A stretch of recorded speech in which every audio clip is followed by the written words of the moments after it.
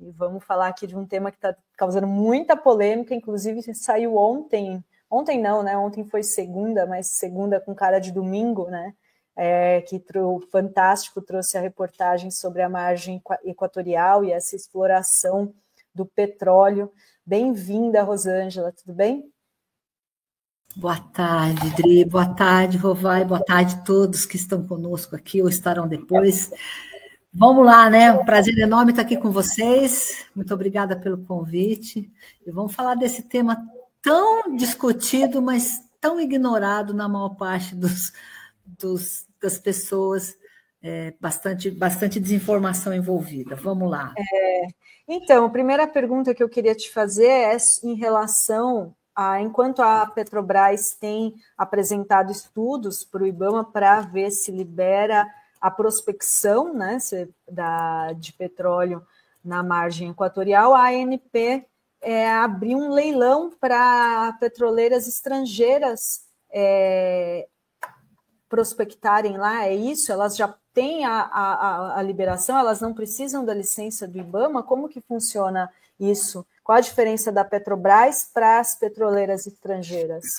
Na verdade, esse é o leilão permanente, né? Oferta permanente, onde foi incluída a margem equatorial. Tem vários tipos, né? Às vezes eles abrem uma rodada específica e há um tempo, não me lembro, não tenho a data aqui, mas eles fizeram essa oferta permanente, inserindo a margem equatorial na oferta. E aí a oferta é para todos. Petrobras, todos os operadores, tem 31 habilitados, pelo que eu vi ali no site. Quais as preocupações que a gente tem, né? Primeiro, a gente são abertos, são ofertados blocos que a gente não tem ainda sequer uma licença, né? Precisava, na minha opinião, ter um casamento entre os órgãos reguladores, né, fiscalizadores, e combinar. Se eu estou licitando uma área, eu deveria estar licitando uma área que já tem possibilidade da licença ambiental, né? A gente está desde... a margem equatorial e esse bloco específico, bloco Foz do Amazonas 59, onde a Petrobras está tentando perfurar, ele foi parte da 11ª rodada, que foi em 2013, se não estou enganada. E quem licitou esse bloco foi a Total, em parceria com a Petrobras, e a BP, em parceria com a Total e a Petrobras. E aí eles levaram o bloco, a BP levou, começou o processo de licenciamento lá atrás, desistiu com as dificuldades, a Total tentou encaminhar, também desistiu, e aí a Petrobras assume esse bloco em 2019, 2020, e aí passa a fazer todo o processo de licenciamento. Então, assim, colocar a margem equatorial, eu não tenho uma opinião formada sobre isso. A margem equatorial, neste bloco permanente, sem que a gente tenha obtido uma licença para perfurar ali ainda, ele pode ter dois efeitos, de fato, né? Um, de pressionar a questão da definição desse licenciamento, né? E aí vai depender muito de como as operadoras vão se comportar nessa oferta permanente, se vai haver muita procura, porque, segundo informações que eu tive, a ANP só inseriu porque houveram pedidos, né, para inserir. E a gente não sabe... das outras petrolíferas internacionais, estrangeiras. Pode ter sido até da Petrobras, pode até ter sido, a gente não sabe, né? Qualquer operadora poderia solicitar, então a gente não sabe quem solicitou. A gente não sabe o potencial ainda. Então, pode ter dois efeitos. Ou, se as operadoras, por exemplo, muitas vierem procurar, isso pressiona para que se defina se vai liberar ou não vai liberar, ou isso, de certa forma, isola essa área, permitindo uma negativa definitiva, né? O que eu acho que a gente precisava ter muita atenção era uma regulação para essa área. Mas como a gente vai regular se a gente não conhece? A gente sequer conhece essa área, né? Não nos foi permitido sequer fazer um poço exploratório pioneiro para ver se tem potencial ou não. Porque eu acho assim, havendo potencial, eu acho que a gente teria que fazer um novo marco regulatório para a margem equatorial, como foi feita para o pré-sal. né? Onde a gente tenha um outro regime, não de concessão, provavelmente talvez o de partilha, para que a União tenha uma parte, para que a gente possa fazer um fundo de investimento, para que a gente coloque a Petrobras como operadora, com direito de preferência.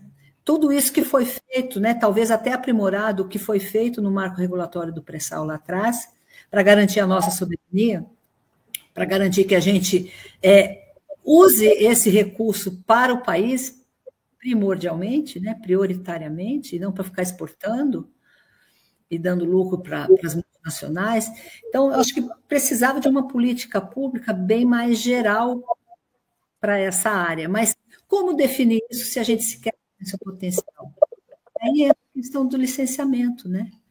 Que fez aniversário de 2 anos já, nesse processo da Petrobras. A primeira negativa, 2 anos de negativa, né? A primeira negativa foi em maio de 23. Mas, vamos lá, eu vou deixar você conduzir, senão eu vou falar sem parar. Eu queria que você fosse onde você... Ou seja, a Petrobras tem tido essas licenças negadas para fazer uma prospecção para ver se há realmente o que pode ser explorado naquela área. E só então se defende que seja feito um novo marco para como se dará a exploração daquele petróleo, se for possível na região. E é possível fazer uma exploração se tiver o petróleo respeitando e preservando a questão ambiental? Completamente, Dri. A gente está à distância, bom, acho que assim, eu tenho visto, a gente vê, né, todo dia, reportagens, documentários, analistas, e as pessoas estão falando com muita propriedade do que desconhecem. Inclusive jornalistas conhecidos, jornalistas famosos. Primeira questão, a gente não está falando da Amazônia. Se estivesse... Ainda que se estivéssemos falando da Amazônia, da mata, da floresta, nós temos urucu lá produzindo há não sei quantas décadas, acho que são pelo menos 3 décadas. Nós produzimos em urucu, e urucu é das vitrines ambientais para o mundo. A gente tinha 2 grandes vitrines, temos, né? Hoje uma foi vendida, que foi a Six, lá no Paraná, privatizada pelo Castelo Branco. Urucu é uma das grandes vitrines de uma exploração no meio da selva tropical, com todo o respeito ambiental. Não há uma notícia de acidente ambiental significativo lá, né? Então, a gente tem, inclusive, motivo até de visitas, a gente tem orquidários, é um zelo ambiental que se instalou já no início da exploração, quando sequer a legislação exigia esse tipo de cuidado, né? Porque esse é o DNA da Petrobras. E ali, na margem equatorial, primeiro, acho que a gente fala muito de emissões e descarbonização, do clima, do aquecimento global, isso tudo é real, né? A gente tem um problema planetário que a ação antrópica ela tem contribuído para acentuar, que é essa questão da emissão dos gases. Não é a única causa, a gente da geologia conhece um pouco esses ciclos do planeta, mas a gente tem uma contribuição nesse aquecimento. Porém, a gente tem que olhar, quando se fala em aquecimento e descarbonização, e gases de efeito estufa, a gente olha o planeta, mas para a gente planejar o que temos que fazer, a gente tem que olhar para a nossa realidade. A nossa realidade de Brasil, nós estamos hoje onde o mundo civilizado quer chegar em 2050. O grande emissor de gases de efeito estufa no Brasil é a ocupação da terra e o agronegócio. 75% das emissões no Brasil são produto da modificação da ocupação da terra, do desmatamento, das queimadas e do agronegócio. Não são os fósseis. Até porque a gente, inclusive, já tem biocombustíveis rodando desde lá do pró-álcool, né? Então, assim, a gente importar um problema do mundo civilizado, que foi quem devastou, né, enfim, cuja matriz energética não é diversificada como nós temos a matriz energética mais diversificada do planeta. Então, assim, as pessoas precisam estudar um pouquinho antes de emitir opiniões. E mais, essa locação da foz do Rio Amazonas, da bacia da foz do Rio Amazonas, é 540 quilômetros da foz. e 170 e poucos quilômetros da costa do Amapá. Nós estamos como diz a presidente Magra, ao dobro da distância do que o pré-sal está fazendo ali próximo do litoral do Sudeste, de Copacabana, de toda aquela região maravilhosa dessa costa aí do Sudeste, Rio de Janeiro e São Paulo, sem nenhum acidente grave, sem nenhum acidente com derramamento. Então, assim, esse processo de licenciamento, ele começou começou mais cedo, né? A primeira negativa foi em 23, começou lá em 2020. Em 2020, quando a Petrobras iniciou o processo, foi exigido que ela fizesse um centro de tratamento e despetrolização da fauna em Belém. Aí a Petrobras começou a construir, ficou pronta alguns 2 anos atrás. E aí toda a discussão do licenciamento, foi por assim, você vence um requisito, aí aparece outro. Tem essa história, tem alguns posts contando essa história. Depois discutiram a questão da avaliação ambiental de área sedimentar, que era uma portaria interministerial, que foi superada, essa discussão cabe ou não cabe, é aplicável ou não é aplicável, a CGU entrou no processo do debate e bateu o martelo que não era aplicável. Aí vem os famosos corais que as ONGs falavam, que foi desmistificado por estudos da própria Petrobras das universidades naquela costa, assim como de professores das universidades do Maranhão, da Universidade do Pará, também foi desmistificado. Não tem corais no Amazonas, né? Nem na foz do Amazonas. Depois, aí entra a questão dos manguezais, não, porque vai poluir os manguezais. Várias simulações, vários estudos mostram que não tocaria, havendo um vazamento, não tocaria a costa. Depois vem, então, o aeroporto de Oiapoque, o aeródromo. E aí, quando chega lá, a Petrobras faz a BP já tinha feito, a Petrobras refaz as audiências públicas com as comunidades e altera a altura do voo, altera a rota do voo, e aí insiste de que vai perturbar. Aí tenta colocar, o IBAMA tenta colocar a FUNAI. Aí a CGU entra no debate e diz, não cabe ao IBAMA colocar a FUNAI aqui no caso. Todos os voos que a gente utilizaria ali estão dentro do licenciamento do aeroporto, é menos do que as horas já licenciadas. Então, a gente não faria nenhuma alteração da utilização. E depois, aí, pacificado essa questão, vem novamente, aí vem a questão do Centro de Defesa e Despetrolização da Fauna, que aí é alegado que Belém é muito longe, precisava fazer um em Oiapoque. Mas a gente fez em Belém por recomendação do próprio órgão. Então, acabamos de construir o centro lá de defesa e despetrolização dos animais em Oiapoque. Está prontinho, esperando o IBAMA ir lá visitar. O estado do Amapá já licenciou a operação dele, está lá, aguardando. Enfim, e a gente tem na Petrobras, a Petrobras é a empresa com referência mundial, né, que detém a tecnologia de perfuração, de exploração e produção em águas ultraprofundas. Ganhamos prêmios internacionais. Nós não temos nenhum histórico de perfuração. Então, assim, é possível? É completamente. A gente tem feito isso na costa do Sudeste, Rio e São Paulo. A gente vai estar ao dobro da distância. Todos os estudos e simulações não levam para a costa, se caso houvesse, tem todo um aparato que é mais do que o dobro de toda a bacia de Campos e Santos, conter caso ocorra algum acidente. A expertise que a Petrobras tem, nenhuma empresa do mundo tem. Não à toa nós ganhamos prêmios internacionais nessa área. Então, não tem por que esse medo. A gente tem o direito, a decisão estratégica foi tomada, a gente tem o direito de conhecer isso. Uhum. E uma vez conhecendo, acho que a gente tem que fazer toda uma regulação. Desculpa, acho que eu falei isso. Como é que está a correlação política hoje para poder construir esse cenário aí de exploração? Porque assim, a gente parece que está se construindo um consenso em torno disso, por um lado, nos setores políticos, mas a coisa não anda, né, Rosângela? Ou se está andando, de repente você me diz aí. Não, está parado. Assim, está andando a passo de formiga e sem vontade, como diz o Lulu Santos. Tá devagar, né? A gente tem superado essas requisições, né? Todas as exigências que são feitas, têm que ser feitas, o zelo tem que ser tomado, a gente não questiona nada disso, né? É preciso que se exija, é preciso que se regulamente, é preciso que se controle, mas é preciso que se defina, é preciso que se dê oportunidade ao país de conhecer a sua potencialidade. E a gente está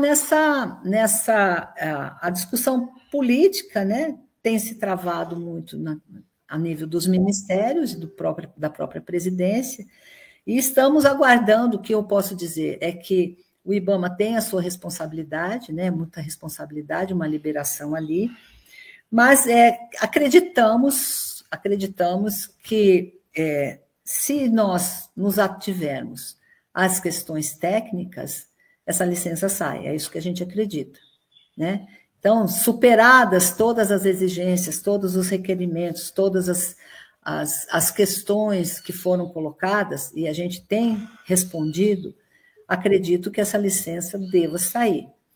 A gestão política eu não entro muito, porque eu estou mais como técnica aqui nessa entrevista, né?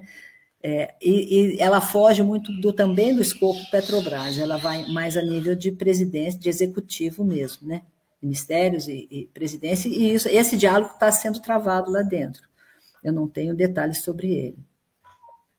Olha só, tem uma pergunta da Heloísa Helena sobre a preocupação, sobre a destruição para que essa exploração aconteça, não com os vazamentos. Ela diz: o bioma marinho e o entorno são muito prejudicados. São, Rosângela? Se houver um acidente trágico, só sim. Se houver um acidente, mas para fazer a exploração...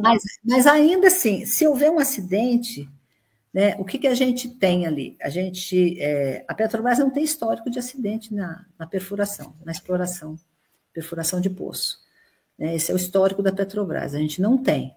Teve vazamento na Baía Guanabara, que foi outro caso, teve aquele vazamento na mesma época lá no Paraná, que foi outro caso. Nós não temos esse histórico, nós perfuramos há anos ali, desde 2006 a gente perfura poços em água ultraprofunda no mar, na costa de São Paulo e Rio, né? Com áreas extremamente sensíveis ambientalmente. Nunca tivemos um problema ali, né? Não merece esse impacto que com razão há uma preocupação. Sim, há uma preocupação. O que a gente diz é que nós temos tecnologia, responsabilidade e know-how para fazer com cuidado.